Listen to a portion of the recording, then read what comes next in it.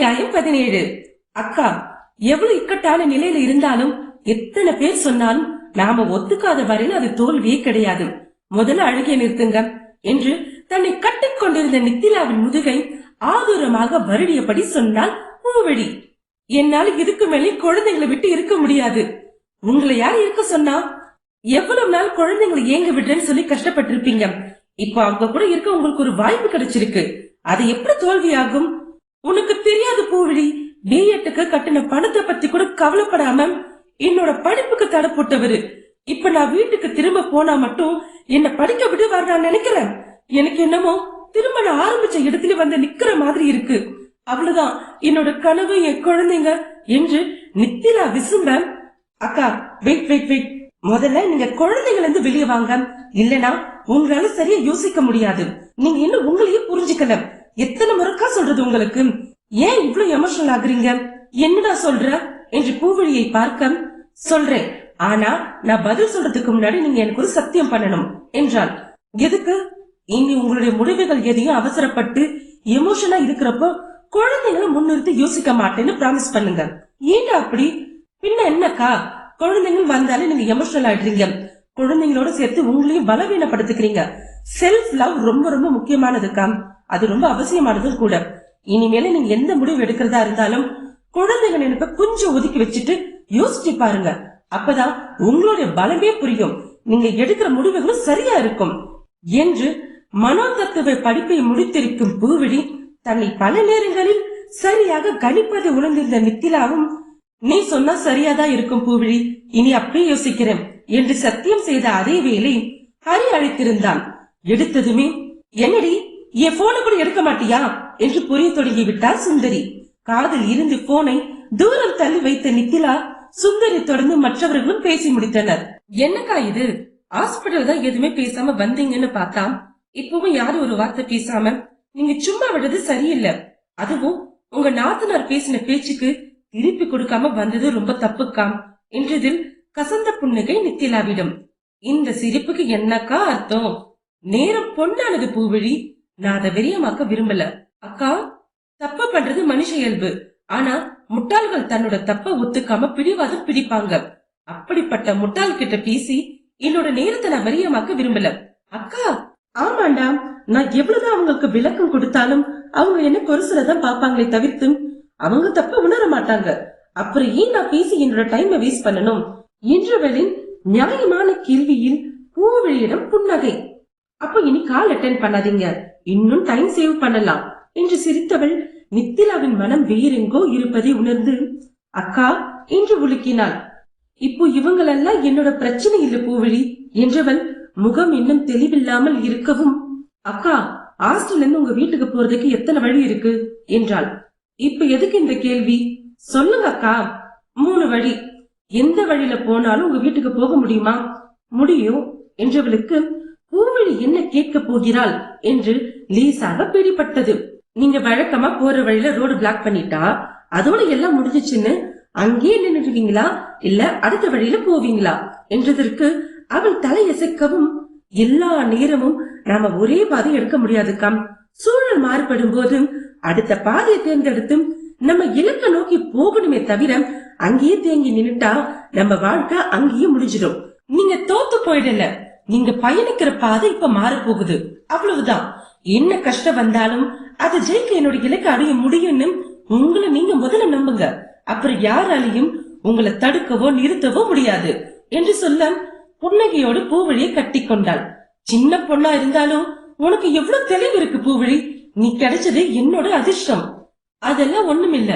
யாரா இருந்தாலும் சில நேரம் இப்படிதான் மைண்ட் பிளாக் ஆகிடும். சரியா யோசிக்க கூட முடியாது. அதை உணர்ந்து நம்மள நேர்படுத்திக்கிட்டா போதும். கோர் ப்ராப்ளம் ஈஸியா சால்வ் பண்ணிடலாம். அது ஒன்னும் பெரிய கம்பசூத்திரம்லாம் இல்ல. அதுவும் இத்தனை வருஷம் அம்மாவா மட்டும் இல்லாம ஒரு மனைவியா குடும்ப தலைவியா இருந்த உங்களுக்கு இந்த பிரச்சனையோட வேற கண்டுபிடிக்கிறதும் தீர்வை யோசிக்கிறதும் அவ்வளவு ஒண்ணும் கஷ்டமான விஷயமா இருக்காது. நிதானமா யோசிங்க. உங்களோட பலம் என்னன்னு புரியறதோட நீங்க எடுக்கிற முடிவு சரியா இருக்கும். அதுக்கப்புறம் உங்க வீட்டுக்காரருக்கு போன் பண்ணி பதில சொல்லுங்க.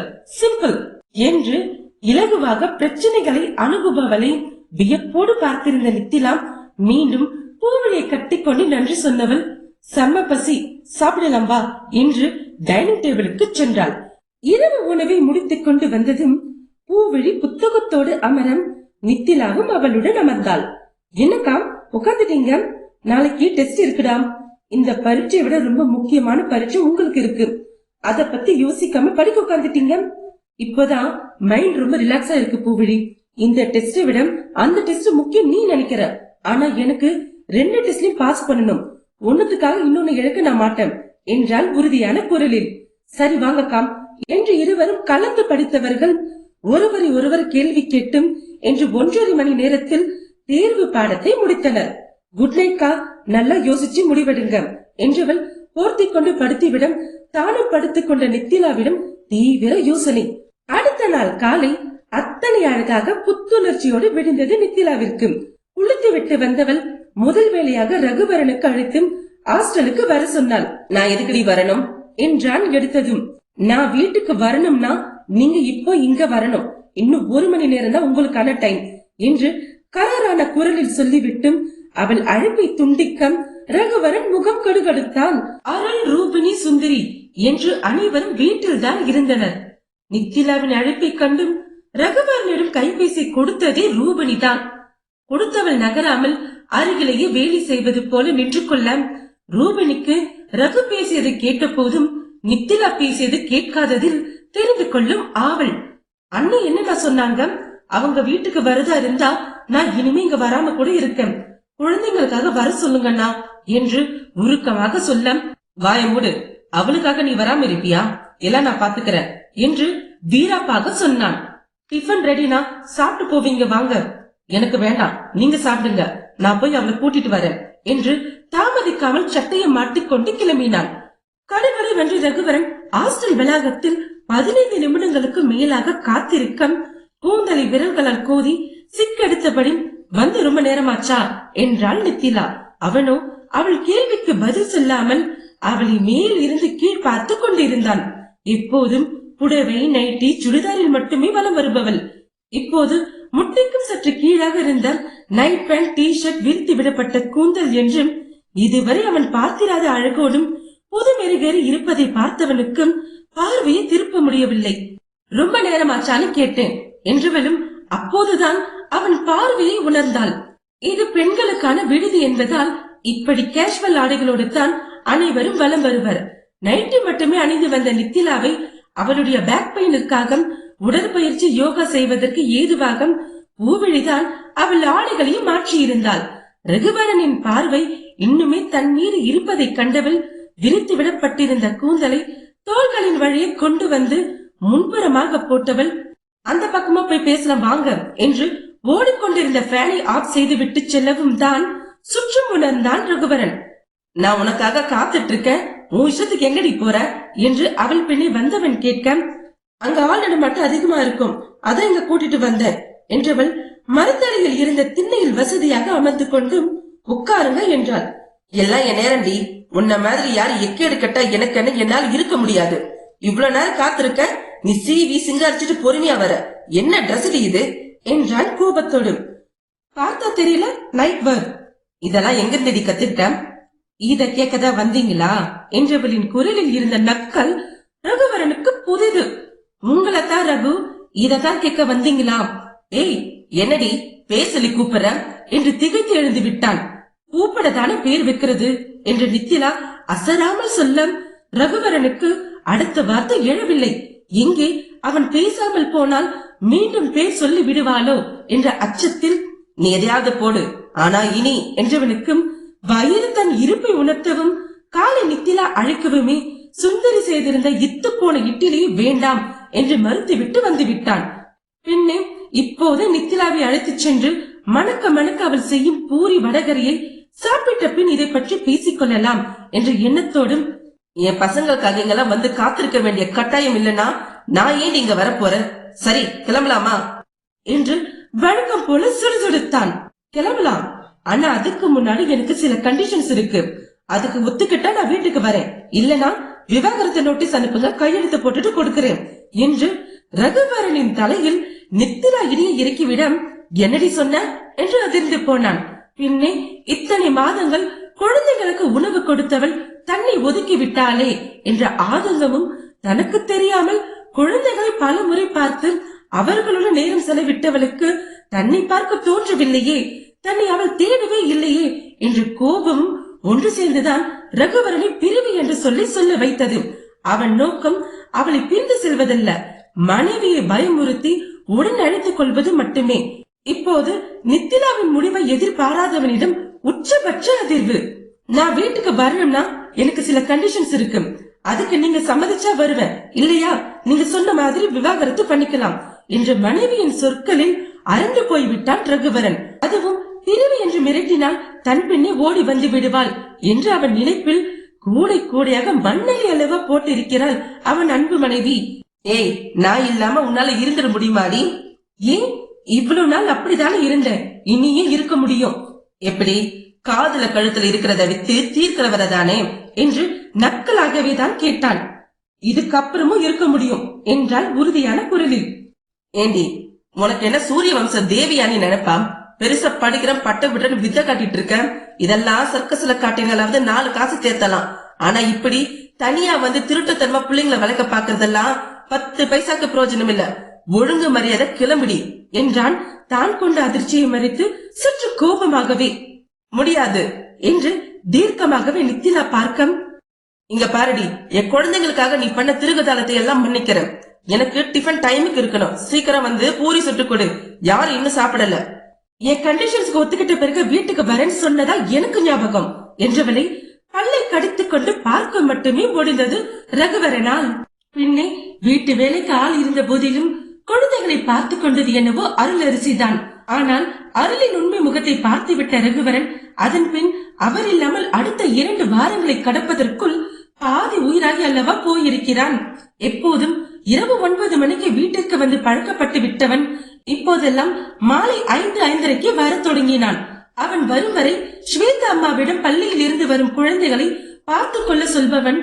அதன் பின் குழந்தைகளின் தேவையை கவனித்தும் உடைமாற்றி தயார் செய்தும் வகுப்புகளுக்கு கொண்டு விடுவதும் அழிந்து வருவதற்குள் போதும் போதும் என்றாகி போனது அவனுக்கு. ஸ்ரீ நித்திலாவை போலவே பொறுப்பாக தயாராகிவிடம் ஒவ்வொன்றிற்கும் நித்திலாவை எதிர்பார்க்கும் ரகுவரன் போலவே இருந்த அஸ்வத்தை சமாளிப்பதுதான் பெரும்பாடாக இருந்தது. இரவில் வீட்டு பாடங்களை முடித்தும் போட்டது போட்டபடி குழந்தை உறங்கி விட்டாலும் நித்திலா அனைத்தையும் எடுத்து பத்திரப்படுத்தி விட்டு படுக்கச் செல்வாள். ஆனால் ரகுவரனுக்கும் இதெல்லாம் தெரியாததில் முதல் நாள் குழந்தைகளுடனே உறங்கிவிடும். அடுத்த நாள் காலை, அப்பா என் இரேசர் எங்க, பாக்ஸ் எங்கப்பா, ஹிந்தி ஹோம்வொர்க் நோட் எங்க என்று கேட்கும் எல்லாமே திக்குக்கு ஒன்றாக சிதறி இருக்கும். அதையெல்லாம் தேடி எடுக்கவும், என் ஐடி கார்டு காணல, எடுத்து கொடுங்கப்பா என்று அடுப்படையில் இருப்பவனை அசு ஒருமுறை பிடித்திருக்கம் சாதம் வடித்துக் கொண்டு இருந்தவன் மீது சுடுகஞ்சி ஊற்றிவிட்டது. அன்று மட்டுமாம் ஒவ்வொரு நாளும் ஒவ்வொரு தழும்பு வாங்கி ஒரு வழியாக அவர்களை கிளப்பி விட்டும் ரகு திரும்ப வீடே தலைகீழாக புரட்டி போடப்பட்டிருக்கும். ஆதாபாதியாக குளித்தும் அவசரமாக தோசையை பேய்த்து வாயில் போட்டும் சட்டை பட்டனை மாற்றி தலை செய்வாமல் என்றும் அலுவலகம் சென்று சேரும் போதே ஓய்ந்து போவான் ரகுவரன். அதன் பின் எங்கிருந்து வேலையை தொடங்க அசதியில் மேஜில் தலையசைப்பவன் மனம் மனைவியை வெகுவாக தேடியது. ஆனால் தன்னை புறக்கணித்தவளை அவனே சென்று அழைப்பதற்கும் அவன் ஆண் ஈகோ விடவில்லை. அவளிடம் மண்டையிடவும் மனம் ஒப்புக்கொள்ளவில்லை. அதே நேரம் அவள் இல்லாமல் இயங்கவும் முடியவில்லை. பின் எப்படி அவளை வர வைப்பது என்ற யோசனையில் இருந்தவனுக்கும் மகனின் பிறந்த நாள் வாகாக அமையும். அன்று நித்திலா வீட்டிற்கு வந்ததால் பெரிய மனது வைத்தும் அவளை வீட்டுக்குள் சேர்த்துக் கொள்வதுதான் அவன் திட்டமாக இருந்தது. ஆனால் அவள் வராமல் போனாலும் குழந்தை ஹாஸ்பிட்டலில் சேர்த்தும் அதற்கு வழிவகுக்க வாய்ப்பை விடாமல் பயன்படுத்திக் கொண்டான். எப்போதும் தன் ஒரு பார்வைக்கும் வார்த்தைக்கும் நடுங்கும் மனைவியை இப்போது குழந்தை சாக்கிட்டும் அது போல ஆட்டி வைக்கலாம் என்ற எண்ணத்தில் வந்த ரகுவரன் அவள் பதிலில் வெகுவாக ஆடி போய்விட்டான் என்றுதான் சொல்ல வேண்டும். இனி நான் எப்படி தனியா இருப்பேங்கிற கவலை உங்களுக்கு வேண்டாம். என்ன எனக்கு பாத்துக்க தெரியும். என்னதான் இப்ப நான் போட்டு இருக்கிறது நீங்க எடுத்து கொடுத்த நகையா இருந்தாலும் எனக்கு கல்யாணத்தின் போது 30 சவரன் போட்டதும் நீங்க மறந்திருக்க மாட்டீங்கன்னு நம்புறேன் ரகு என்று புன்னகையோடு சொல்ல, பேர் சொல்லி கூப்பிடாதன்னு சொன்னேன்டி. நான் எப்படி கூப்பிடணுங்கிறத நான் தான் முடிவு பண்ணணும், நீங்க இல்ல என்று நித்திலாம் அவனுக்கு மிகவும் புதியவள். அவன் எண்ணம் புரிந்தார் போல, அந்த வீட்டை விட்டு வந்த நித்திலா வேற, இப்ப வீட்டுக்குள்ள வரேன்னு சொல்ற நித்திலா வேற. அதனால இருக்கிற நகையெல்லாம் முடிஞ்ச பிறகு நான் எப்படி வாழ்வேன்ற கவலை உங்களுக்கு வேண்டாம் ரகு. முக்கியமா வீட்டை விட்டு வரும் முன்னாடி இருந்த நித்திலாவுக்கு எந்த வருமானமும் இல்ல. இப்ப நான் சம்பாதிக்கிற 12,000 என் ஒருத்திக்கு தாராளமானது. ஒருவேளை நீங்க விவாகரத்து போறதா இருந்தாலும் எனக்கு பிரச்சனை இல்ல. கேஸ் நடத்த நான் தயாரா தான் இருக்கேன். என் குழந்தைங்களை எப்படி உங்ககிட்ட இருந்து கூட்டிட்டு போகணும் எனக்கு தெரியும் என்றதில் மொத்தமாக ஆட்டம் கண்டு விட்டான் ரகுவரன். அப்போதும் இறங்கி போகாமல், என்னடி பேச்செல்லாம் ஒரு மாதிரியா இருக்கு என்றான். எப்படி இருக்கு? என்னடி எனக்கு ஆட்டம் கட்ட பாக்குறியா என்றான் திமிராகவே. மிரட்டி காரியம் சாதிக்கிற பழக்கம் வேணும்னா உங்க குடும்ப வழக்கமா இருந்திருக்கலாம். நான் எப்பவுமே அப்படி இருந்ததில்ல. ஆனா இப்ப நீங்க எப்படி எடுத்துக்கிட்டாலும் சரி, என்னோட முடிவு இதுதான் என்றவளின் விட்டேர்த்தியான பதிலில் ரகுவின் சத்தம் சற்று குறைந்தது. நீ சேரி எதுவுமே சரியில்லை நீலா. நான் தான் நீ மன்னிப்பு கேட்க வேண்டாம்னு சொல்லிட்டேனே. இன்னும் என்னடி வேணும் உனக்கு? கேட்டதை கொடுத்துடுவீங்களா என்று சற்று குதர்க்கமாகவே கேட்க, அதற்கு பதில் சொல்ல தெரியாது முழுத்து நின்றவன், ஏதோ கண்டிஷன் சொன்னியே அத சொல்லி தொலை என்றான். ஓகே, முதல் கண்டிஷன், வீட்டுக்கு வந்த பிறகு என்னோட அகாடமி கிளாஸ் நான் விட மாட்டேன். நான் சம்பாதிக்கிறப்ப உனக்கு எதுக்கடி கிளாஸ் என்று உடனே எகிரினான். ஷோ, கத்தாதீங்க, இது வீடு கிடையாது, ஹாஸ்டல். நான் உங்ககிட்ட பர்மிஷன் கேட்கல, என்னோட கண்டிஷனை சொல்லிட்டு இருக்கேன். விருப்பம் இருந்தா கூட்டிட்டு போங்க, இல்லன்னா வேண்டாம். உங்களை யாரும் கட்டாயப்படுத்தல. நோட்டீஸ் அனுப்புங்க, கேஸ் நடத்தலாம். அடுத்த கல்யாணத்துக்கு பொண்ணு வேணா பாருங்க. வேணுமா சொல்லுங்க. என்னோட ஒன்னை விட்ட சித்தப்பா ஜாதகம் பாக்குறவதான். நானே உங்களுக்கு பொருத்தம் பார்த்து கொடுக்கறேன் என்றதில் பல்லை கடித்த ரகுவரன், இன்னும் வேற என்ன கண்டிஷன் சொல்லி தொலை என்றான். எனக்கு காலையில 10ல இருந்து 4 மணி வரையும் கிளாஸ். நிச்சயம் அட்டென்ட் பண்ணியே தீருவேன். எந்த காரணம் கொண்டும், அதாவது குழந்தைங்களை காரணம் காட்டி நிறுத்த சொல்லவோ முயற்சிக்கவோ கூடாது என்றதில் தன் மனைவிக்கும் இப்படியெல்லாம் பேச தெரியுமா என்ற ஆச்சரியம் அவனிடம். அதிகமா பேசுற நீலா, அப்படி என்னடி குழந்தைங்களோட உனக்கு கிளாஸ் முக்கியமா போச்சு? அவங்க எனக்கு மட்டும் குழந்தைங்க இல்ல, உங்களுக்கும் தான். என்னடி பேசுற? தமிழ்ல தானே பேசுறேன், புரியலையா? குழந்தை பெத்துக்கிறது மட்டும் 2 பேருக்கு பங்கு இல்ல, அவங்கள பொறுப்பா வளர்க்கறது இருக்கு. இவ்வளவு நாளா நீ தானே எல்லா பொறுப்பையும் பார்த்துட்டு இருந்த. இப்ப என்ன சொல்ற? நான் தான் ஏற்கனவே சொல்லிட்டேனே, வீட்டை விட்டு வந்த நித்திலா வேற, இப்ப வீட்டுக்கு வர போற நித்திலா வேற. அதனால உங்க மனசுல இத்தனை நாள் இந்த பிம்பத்தை அடிச்சுட்டு இந்த நித்திலாவை ஏத்துக்கோங்க, பழகிக்கோங்க. இல்லன்னா என்னடி பண்ணுவேன்?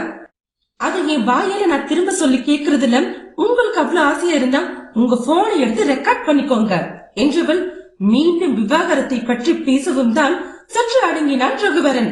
எனக்கு வேலைக்கு நேரமாச்சு, வெட்டி கதை பேசாம சீக்கிரமா சொல்லு. எனக்கு வந்து அகாடமிக்கு லேட் ஆச்சு. உங்களுக்கு நேரம் ஆகுதுன்னா கிளம்புங்க, சாயந்தரம் மெதுவா பேசிக்கலாம் என்றவள் திரும்ப, நில்லடி, எல்லாம் என் நேரம் சொல்லு கேக்குறேன் என்றதில் நித்திலாவின் இதழ்களில் புன்னகை. அடுத்தது உங்க அம்மாக்கு சமைச்சு கொடுக்கவும் வேலை செய்யவும் சொல்லக்கூடாது. இன்னும் சொல்ல போனா அவங்க வீட்டுக்கு என்ன கூப்பிடக்கூடாது என்றதற்கும் ரகு அமைதியாக இருக்க, என்ன சம்மதமா? அடுத்து சொல்லு. எனக்கு சாயந்தரம் 4 மணில இருந்து 6 மணி வரை டியூஷன். குழந்தைங்களோட நேரத்திற்கு ஏற்ப அதை மாற்றுப்பேனே தவிர நிறுத்தலாம் மாட்டேன். எனக்கு ஸ்கூட்டி வேணும்.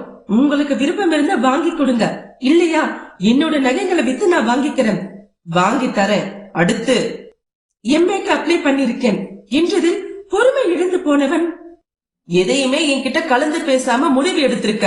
என்ன நினைச்சிட்டு இருக்க நீலா? நான் உன் புருஷன்டி என்றான் அழுத்தமாக. நான் இல்லைன்னு சொல்லலையே என்று தோள்களை குலுக்கியவள், எம்ஏ சேர்ந்து இருக்கிறதுனால எனக்கு படிக்கிற வேலை அதிகமா இருக்கும். பசங்களுக்கு தான் புரியாது, ஆனா உங்களுக்கு புரியும் தானே. அதனால நீங்க அதுக்கு ஏத்த மாதிரி அட்ஜஸ்ட் பண்ணிக்கணும். அட்ஜஸ்ட் பண்ணணுமா என்றவனின் குரலை எனக்கு அதெல்லாம் பழக்கம் இல்லை என்று சொல்லாமல் சொன்னது. ஆமா, இனி காலையில சமையல் நான் செய்தா நைட் சமையல் நீங்க செய்யணும். காலையில நான் பாத்திரம் கழுவினா நைட் உங்க ஷிப்ட். அசுவ குளிப்பாட்டி ரெடி பண்றது, பசங்களுக்கு சாப்பாடு ஊட்டி விடுறது, லஞ்ச் பேக் பண்றதுன்னு இப்படிதான். ஏய், என்னை யார் நினைச்ச? நான் ரகுவரண்டி என்றான் சப்தமாக. இருந்துட்டு போங்க, அதுக்காக அசோக் ஸ்ரீக்கு நீங்க அப்பா இல்லைன்னு சொல்லிட முடியுமா என்றதில் மொத்தமாக அடங்கி விட்டான். அடுத்து வீட்டுல யாரெல்லாம் இருக்கீங்க? இது என்னடி கேள்வி? பதில் வருமா வராதா என்றதும் அருண் முதல் கொண்டு ஹரி வரை இருப்பதை ரகு சொல்ல, இப்ப வீட்டுல இருக்க யாருமே நான் வரும்போது இருக்க கூடாது. இப்ப மட்டும் இல்ல, என் அனுமதி இல்லாம யாருமே என் வீட்டுக்கு வருவதை நான் விரும்பல. அவங்க என் அம்மா தங்கச்சி, உனக்கு அப்பா மாடி, அவங்கள வரக்கூடாதுன்னு சொல்லுவியா? இருக்கட்டுமே, எனக்கு என் வாழ்க்கை முக்கியம். அதை யாரு கெடுக்க பார்த்தாலும் இனி நான் விட மாட்டேன். ஒருவேளை உங்களுக்கு உங்க அம்மா, என் அப்பா அம்மா, உங்க தங்கச்சி, எங்க அண்ணன் இவங்க எல்லாரும் முக்கியமா இருந்தால் வீட்டிலே வச்சுக்கோங்க, என்ன தேடி வராதீங்க என்றதற்கும் ரகுவரன் என்ன செய்வான்? அடுத்து முன்ன மாதிரி ஆளுக்கு ஒரு வகைன்னு செய்ய எனக்கு நேரம் இல்ல. என் நேரத்துக்கு தகுந்த மாதிரி தான் நான் சமைப்பேன். சில நேரம் அது கூட முடியாம போகலாம், அதனால ஹோட்டல்ல என்று அவள் முடிக்க கூட இல்லை. அதற்குள், ஏண்டி நீ செய்யற உருப்படியான விஷயமே சமையல் தான், இப்ப அத கூட செய்யாம அப்படி என்ன வெட்டி முறிக்க போற என்று நித்திலாவின் சமையலுக்கும், அதிலும் இன்று காலை வீட்டில் இட்லி என்று சொன்னதில் அவள் கொடுக்கும் தக்காளி சட்னிக்கு ஏங்கி போயிருந்தவனால் இந்த கண்டிஷனை ஏற்கவே முடியவில்லை. சத்தம் போடாதீங்க, ஏற்கனவே சொன்னதுதான். இப்ப இருக்கிற நித்திலா வேற. நான் ஒன்னும் உங்களை வீட்டுக்கு கூட்டிட்டு போய் ஆகணும்னு கட்டாயப்படுத்தலையே. சரி வராத செருப்ப கழட்டி வீசிட்டு போற மாதிரி இங்கே என்ன உதறிட்டு போகலாம், அது உங்க விருப்பம் என்றவளின் வார்த்தைகள் அவன் மனதை பிசையம். எதுக்கு இப்ப அனாவசியமா பேசுற என்றான். நான் பேசல, நீங்க தான் என்ன பேச வைக்கிறீங்க. என்னோட கண்டிஷன் நான் சொல்லிட்டேன், இனி முடிவு உங்க கையில தான். எதுவா இருந்தாலும் எனக்கு சம்மதம் என்று இரு கைகளையும் கட்டிக்கொண்டு தீர்க்கமாக கணவனை பார்த்தாள். 2 பிள்ளைங்களுக்கு அம்மா மாதிரி பேசிடி. அப்படித்தானே பேசிட்டு இருக்கேன். நீங்க எப்படி குழந்தைங்களுக்காக என்ன வீட்டுக்கு கூப்பிடுறீங்களோ அதே மாதிரி பசங்களுக்காக தான் நாங்க வரேன் என்றதில் ரகுவரனுக்கு கோபம் சுர் என்று உச்சிக்கு ஏறினாலும் முதலில் அவள் வீட்டுக்கு வந்தால் போதும் என்பதால் சரி கிளம்பு போலாம் என்றவன் வண்டியில் காத்திருக்கம். அடுத்த 10 நிமிடங்களில் தயாராகி ஹேண்ட்பேக்கோடு வெளியில் வந்தால் நித்திலா. லக்கேஜ் எங்கடி? 10 மணிக்கு எனக்கு கிளாஸ் சொன்னேனே, மறந்துட்டீங்களா என்றதில் ரகுவரனுக்கு பற்றி கொண்டு வந்தது. சாயந்தரம் 4 மணிக்கு வாங்க. என்ன வேலை வெட்டி இல்லாத நினைச்சியாடி? உங்களுக்கு எப்ப வேலை இல்லாம இருக்கோ அப்ப வாங்க. அதுக்கு முன்னாடி நான் சொன்ன மாதிரி அங்க இருக்கிறவங்க வீடு காலி பண்ணி இருக்கணும். நித்திலா, அது ஏன் வீடு? நான் ஒண்ணு இல்லன்னு சொல்லலையே, ஆனா அவங்க நான் பார்க்க விரும்பல, சோ அனுப்பி விட்டுருங்க. அப்பதான் நான் வருவேன். இல்ல உங்களுக்கு அவங்கதான் முக்கியம் நினைச்சா எனக்கு ஒன்னும் பிரச்சனை இல்ல, நோட்டீஸ் வேணா அனுப்புங்க, எனக்கு ஜீவனாம்சம் கூட தேவையில்லை என்றவள் திரும்பி பார்க்காமல் நடங்க தொடங்கி விட்டாள். அதே நேரம் விஷயம் அறிந்த அருள் அரிசிக்கு அருள் வந்து ஆடி தீர்த்துவிடம் தாய்க்கும் தாரத்திற்கும் இடையில் அல்லாமலும் பட்டு போனான் ரகுவரன்.